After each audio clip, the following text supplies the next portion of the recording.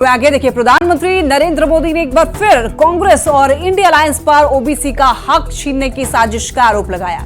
PM ने बिहार के अररिया में जनसभा को संबोधित करते हुए कहा है कि कांग्रेस बैकडोर से ओबीसी का हक अपने वोट बैंक को देना चाहती है, लेकिन जब तक मोदी है तब तक ये संभव नहीं है। कांग्रेस की लूट जिंदगी के साथ भी, जिंदगी के बाद भी। हम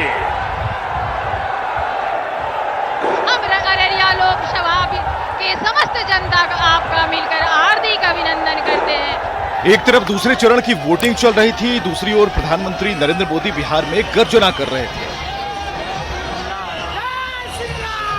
अररिया और मुंगेर में दो जनसभा के जरिए पीएम ने एक बार फिर कांग्रेस पर करारा प्रहार किया। इंडी गठबंधन वालों का मकसद है देश के लोगों से छीनना, उन्हें तरसाकर रखना और खुद की तिजोरी भरना। जैसे कांग्रेस हो या आरजेडी। नरेंद्र मोदी ने एक बार कांग्रेस पर ओबीसी का हक छीनकर अपने वोट बैंक को देने की साजिश का आरोप लगाया।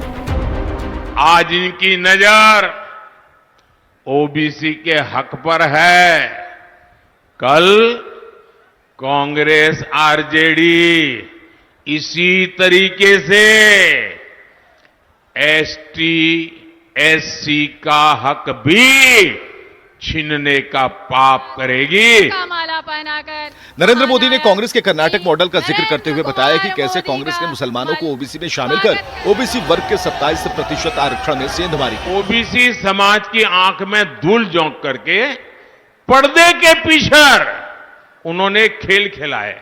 उन्होंने क्या किया, रातों रात कर्नाटका में जितने भी मुसलमान समाज के लोग थे, कितने ही अमीर क्यों न हो, कितने ही पढ़े लिखे क्यों न हो, भले कोर्ट में जज बनकर के बैठे हो, कोई भी हो, रातों रात उन्होंने एक कागज पे थप्पा मार करके उनको ओबीसी बना दिया। नरेंद्र मोदी ने बिहार की धरती से पूर्व प्रधानमंत्री मनमोहन सिंह के उस बयान का जिक्र किया जिसमें मनमोहन सिंह ने कहा था कि देश के संसाधन का पहला हक मुसलमानों का है। पीएम ने कहा कि लेकिन आज कांग्रेस वाले झूठ बोलते हैं कि मनमोहन सिंह ने ऐसा कुछ कहा ही नहीं।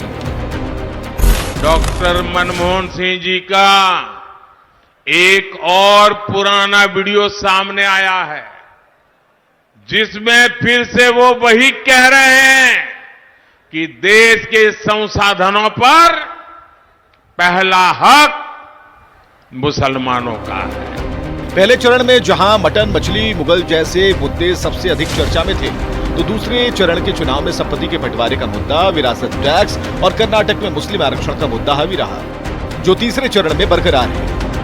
पिछले 4 से 5 दिनों में प्रधानमंत्री मोदी ने चुनावी पिच पूरी तरह बदल दी है। सवाल है कि क्या प्रधानमंत्री ने पूरी चुनाव लड़ाई को ही बदल दिया है, जिसमें कांग्रेस उलझ कर रह गई है। मुस्लिम लीग की सोच का ही प्रतिबिंब है। न्यूज़ 18 के लिए अररिया से संतोष और मुंगेर से अरुण शर्मा की रिपोर्ट।